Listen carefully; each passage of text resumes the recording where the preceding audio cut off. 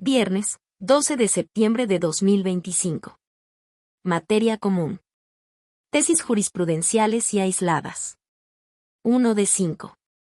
Registro digital, 203-1233. Tipo, jurisprudencia.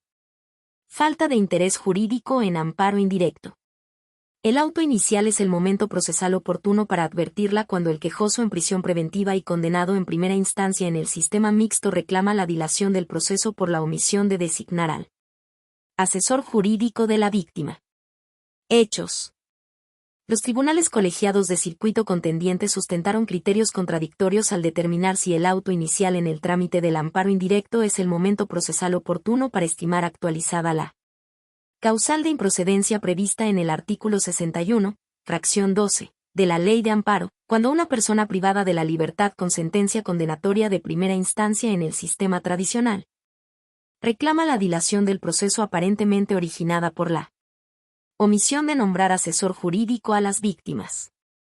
Mientras que uno consideró que la causa de improcedencia se actualiza de manera notoria y manifiesta al tratarse de actos que únicamente afectan la esfera jurídica de la víctima y no la del imputado promovente. El otro estimó que al dictar el auto inicial no se cuenta con elementos suficientes para determinar la afectación del interés jurídico, por lo que la demanda debió admitirse y tramitarse. Criterio jurídico. El Pleno Regional en Materias Penal y de Trabajo de la Región Centro-Sur, con residencia en la Ciudad de México, determina que el auto inicial en el amparo indirecto es el momento procesal oportuno para considerar, de forma manifiesta e indudable, que la parte quejosa que se encuentra en prisión preventiva y condenada en primera instancia en el sistema penal mixto o tradicional carece de interés jurídico para reclamar la dilación en el procedimiento derivada de la omisión de designar asesor jurídico a la víctima del delito. Justificación. La persona quejosa, sujeta a prisión preventiva y con sentencia condenatoria de primera instancia en el sistema mixto o tradicional, carece de interés jurídico para reclamar en amparo indirecto la dilación en el procedimiento penal basada en la omisión de designar oficiosamente asesor jurídico a la víctima. Lo que se advierte de forma manifiesta e indudable porque tal omisión no puede incidir en su esfera jurídica, dado que esa posible irregularidad, en todo caso, corresponde evaluarla en el recurso de apelación interpuesto contra la sentencia de primer grado. En este caso procede desechar la demanda desde el auto inicial, al actualizarse de forma manifiesta e indudable la causal de improcedencia prevista en el artículo 61, fracción 12. En relación con los diversos 62 y 113 de la Ley de Amparo, pues los posibles efectos del juicio constitucional no podrían llegar al extremo de dejar insubsistente la decisión de primera instancia para reparar la violación alegada. Pleno Regional en Materias Penal y de Trabajo de la Región Centro-Sur, con residencia en la Ciudad de México. 2 de 5. Registro digital, 203-1235. Tipo, jurisprudencia. Prórroga del plazo para el cierre de la investigación complementaria en el sistema penal acusatorio. Por regla general, el auto inicial de trámite del amparo indirecto no es la actuación procesal oportuna para determinar si constituye un acto de imposible reparación. Hechos. Los tribunales colegiados de circuito contendiente sustentaron criterios contradictorios al analizar si se actualiza la causal de improcedencia prevista en el artículo 61, fracción 23. En relación con el diverso 107, fracción v, interpretado en sentido contrario, de la Ley de Amparo, que conduzca a desechar de plano la demanda contra la resolución del juez de control que concede la prórroga del plazo para el cierre de la investigación complementaria. Mientras que uno consideró que dicha causal puede advertirse desde el auto inicial por ser manifiesta e indudable, al no tratarse de un acto de imposible reparación. El otro estimó que en ese momento no puede determinarse si la afectación que genera ese acto es adjetiva o sustantiva. Criterio jurídico. El Pleno Regional en Materias Penal y de Trabajo de la Región Centro-Sur, con residencia en la Ciudad de México, determina que cuando se reclama el proveído que concede la prórroga del plazo para el cierre de la investigación complementaria en el sistema penal acusatorio, por regla general, el auto inicial en el amparo indirecto no es la actuación procesal oportuna para determinar si se trata de un acto de imposible reparación, por tanto, si se actualiza de forma manifiesta e indudable la causa de improcedencia prevista en el artículo 61, fracción 23, en relación con el 107, fracción v, interpretado en sentido contrario, de la Ley de Amparo. Justificación. En principio, la concesión de la prórroga del plazo para el cierre de la investigación complementaria puede estimarse como un acto que solo trasciende derechos adjetivos y, por tanto, que no es de imposible reparación.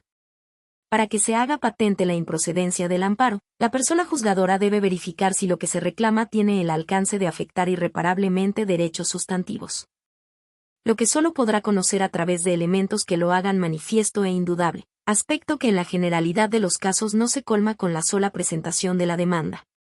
Sin embargo, por excepción puede ocurrir que a partir de la demanda de amparo indirecto y sus anexos la persona juzgadora pueda advertir de manera manifiesta e indudable que la concesión de la prórroga para el cierre de la investigación complementaria no excede los máximos legales y solamente afecta derechos adjetivos, lo que conduce a tener por actualizada la causa de improcedencia desde el auto inicial. Pleno regional en materias penal y de trabajo de la región Centro-Sur, con residencia en la Ciudad de México. 3 de 5. Registro digital, 203-1239. Tipo, aislada. Suspensión de plano en amparo indirecto. Es necesario aplicar un enfoque de derechos humanos al proveer sobre su concesión cuando se reclama de la Comisión Ejecutiva de Atención a Víctimas, CEAV, la omisión de otorgar a una persona las medidas de ayuda que requiere por las secuelas derivadas de la comisión de un delito de alto impacto. Hechos: un periodista fue víctima de un delito de alto impacto que le provocó secuelas psicológicas, sensoriales y físicas. Una situación económica precaria que le impide cubrir sus necesidades médicas y una baja calidad de vida agravada principalmente por estrés y problemas de salud.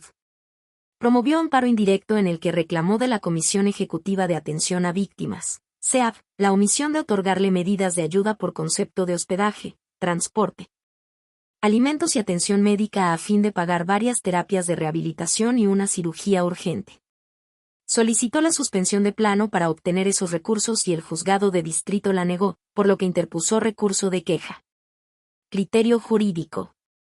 Este tribunal colegiado de circuito determina que al proveer sobre la suspensión de plano solicitada por una persona víctima de un delito de alto impacto contra la omisión de la CEAV de otorgarle medidas de ayuda para pagar la cirugía urgente que requiere por las secuelas físicas derivadas de su comisión, es necesario aplicar un enfoque de derechos humanos que sea cuidadoso de las singularidades que conlleva la reparación integral y que las armonice con el uso eficiente de recursos públicos.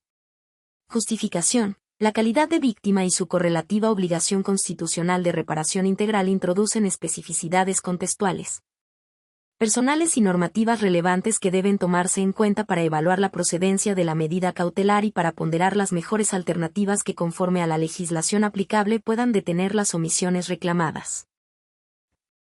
Dicha calidad detona un conjunto de derechos de protección especial que en paralelo impone, y, a las autoridades administrativas encargadas de gestionar dichas medidas de ayuda, la obligación de realizar un análisis mesurado sobre la condición socioeconómica de la víctima, la repercusión del daño en su vida familiar, la eventual imposibilidad de trabajar como consecuencia de este, el número y edad de sus dependientes económicos y los recursos públicos disponibles, un estudio cuidadoso que armonice sus necesidades personales con el uso racional de recursos públicos, bajo principios de eficiencia, austeridad, transparencia, oportunidad y rendición de cuentas, entre otros.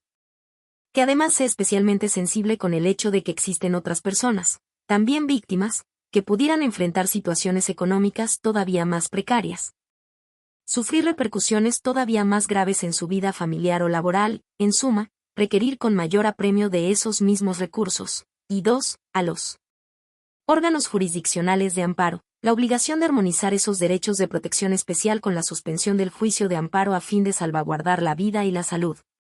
Evaluar la procedencia de la suspensión vinculada con el otorgamiento de medidas de ayuda, sea de plano, incidental oficiosa o incidental a petición de parte. Ponderar tanto las implicaciones de ese marco normativo de protección especial y del derecho humano a la reparación integral, como el funcionamiento del sistema correspondiente y la observancia de varios principios para lograr el mejor uso posible de recursos. Dado que dicha reparación es un asunto de interés público y su decisión podría repercutir negativamente en la condición del quejoso, o abonar a su empoderamiento, recuperación de su proyecto de vida y eliminación de su situación de vulnerabilidad. Al proveer sobre dicha medida cautelar, los juzgados de distrito deben armonizar los derechos generales reclamados, el derecho específico a la reparación integral, los requisitos aplicables a la medida cautelar del amparo y los principios que rigen la eficiencia del gasto público. 20º Tribunal Colegiado en Materia Administrativa del Primer Circuito. 4 de 5. Registro Digital, 203-1240. Tipo, aislada. Suspensión definitiva en el amparo indirecto. En el análisis de su procedencia contra actos que afecten los derechos individuales o colectivos de las personas, comunidades y pueblos indígenas, debe aplicarse un enfoque intercultural cautelar. Hechos: personas autoadscritas al pueblo indígena Nahua de Milpa Alta, por derecho propio y en defensa de los derechos colectivos de este y de las comunidades que lo integran. Promovieron amparo indirecto contra la expedición y aplicación de diversas disposiciones de la Ley de Derechos de los Pueblos y Barrios Originarios y Comunidades Indígenas residentes en la Ciudad de México, que les impuso la obligación de inscribirse en un sistema registral para ejercer sus derechos a la igualdad, a la no discriminación, a la libre autodeterminación y al autogobierno. Solicitaron la suspensión definitiva para que no se constituyera el referido sistema de registro.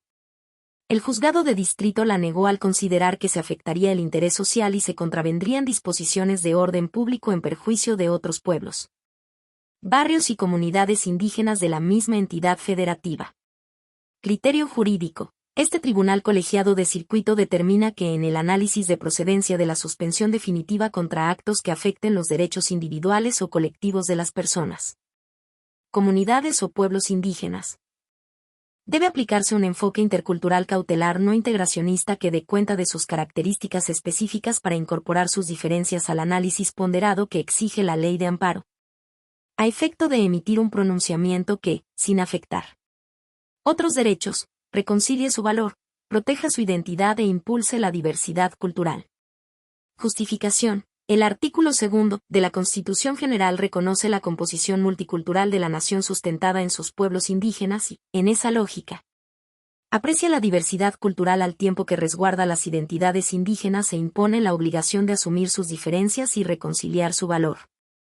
Por tanto, al proveer sobre la suspensión definitiva que involucre derechos de personas, comunidades o pueblos indígenas, los órganos jurisdiccionales de amparo están obligados a desarrollar un enfoque intercultural adecuado que les permita identificar su especificidad, particularidades como territorio, usos, costumbres, tradiciones e instituciones económicas, sociales, culturales, jurídicas y políticas, en un ámbito de protección extendido, así como ponderar los elementos del caso a partir de una aproximación culturalmente sensible que dimensione sus diferencias para proteger su identidad y vislumbre la trascendencia que tienen en relación con su forma y proyecto de vida, el ejercicio de los derechos que reclaman, la consecuente importancia que para su ejercicio podría tener el otorgamiento de la medida cautelar y los efectos idóneos que tendrían que fijarse para fomentar la diversidad sin afectar derechos de terceros.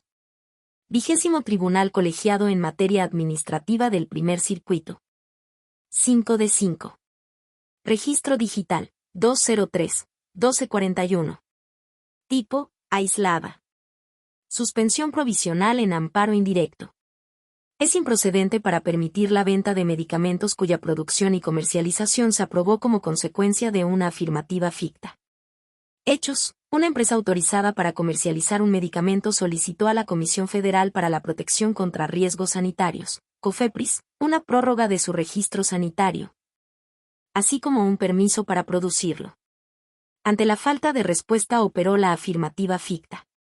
Promovió amparo indirecto contra el ulterior desechamiento de la solicitud, la cancelación del registro, el retiro del producto y la prohibición de venta. El juzgado de distrito negó la suspensión provisional solicitada al considerar que el acto reclamado era declarativo sin ejecución material, además de que concederla constituiría a favor de la quejosa un derecho que no tenía. Contra esa resolución interpuso recurso de queja. Criterio jurídico. Este tribunal colegiado de circuito determina que es improcedente la suspensión provisional en amparo indirecto para permitir la venta de productos médicos cuando su producción y comercialización se aprobó como consecuencia de una afirmativa ficta. Justificación. Aun cuando la autorización tácita para comercializar y producir medicamentos es suficiente para acreditar la apariencia del buen derecho, El otorgamiento de la medida cautelar causa una afectación al interés social y contraviene disposiciones de orden público si el motivo por el que operó la afirmativa ficta es simplemente una falta de respuesta. Dicho supuesto genera una situación de riesgo a la salud, pues propicia la venta de un producto elaborado por una persona jurídica autorizada solamente por omisión. Bajo esa lógica, priva a la colectividad del beneficio que le concede la ley de que los medicamentos en el mercado hayan superado los controles de calidad y riesgos sanitarios respectivos.